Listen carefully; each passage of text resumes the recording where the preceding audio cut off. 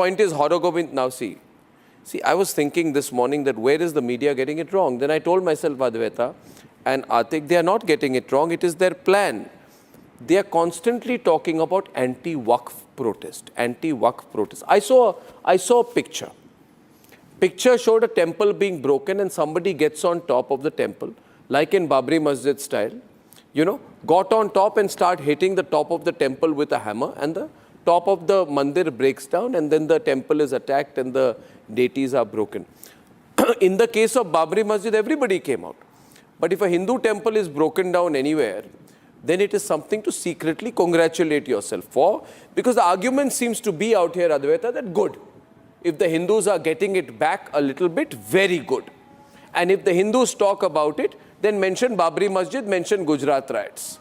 If the Hindus complain about it, make the Hindus feel they are getting what they deserve. If the Hindus like Arnab Goswami or any rational Hindu like Advaita Kala come and say, why are you killing Hindus? Then tell them what happened to Pehlu Khan.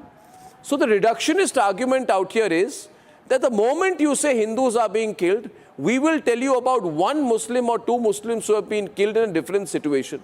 But if you say that in the Gujarat riots, we want to remind you about the babies who were killed in the Sabarmati Express by the Muslim mob, we'll say irrelevant. Don't talk about it. If we tell you that the origin of the Gujarat riot was the relentless, acidic, malevolent, cruel killing and burning alive of Hindu devotees and their families and wives and children, we must say, don't talk about these things, talk only about Pehlu Khan. So they have an argument ready. My point is, I'm making this point to you as one rational citizen to another tonight, Advaita. We are not calling it Hindu, anti-Hindu violence. We are calling it anti-waqf protest. And by doing so, we are putting the focus on the waqf issue rather than the killing of the Hindus. Put your hand down, no drama. Yeah, put your hand down, Atik. Don't do all this namaste wala drama and all with me. The focus is, my focus is Hindus are being killed. They want to make the focus, it's an anti-waqf protest. Now tell me, which anti-waqf protester, which killer, which person out here who burned the shop said, I'm an anti-waqf protester? Nobody did. But the terminology the media is using is very interesting, Advaita. I think it's part of a plan. Advaita Kala. Part of the plan, it's cowardice, it's an abdication of duty, and it's immoral. Because what has happened in Murshidabad cannot be described in any other way. There were anti-waqf law protests in different parts of the country. Murshidabad has used the Waqf board protest for a pogrom. And I'll tell you why I'm calling it that. Because reports and videos from Murshidabad have shown that black ink was used to mark Hindu homes.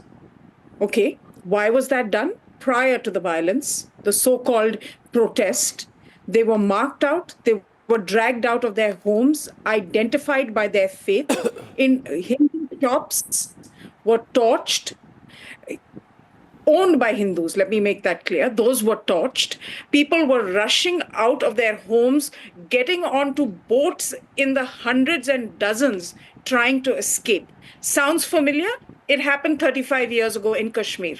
And it's happening again in Murshidabad. And if we do not call it out for what it is going to continue, and it is going to devastate this country and cause a partition like what we saw in 1947 of West Bengal yet again. And there is no other way to say it. And apart from, this kind of immoral balancing act that is being carried out by the so-called Lutyens media, it's just disgusting. And I don't even think, Arnab, we should talk about them because they fail us at every level.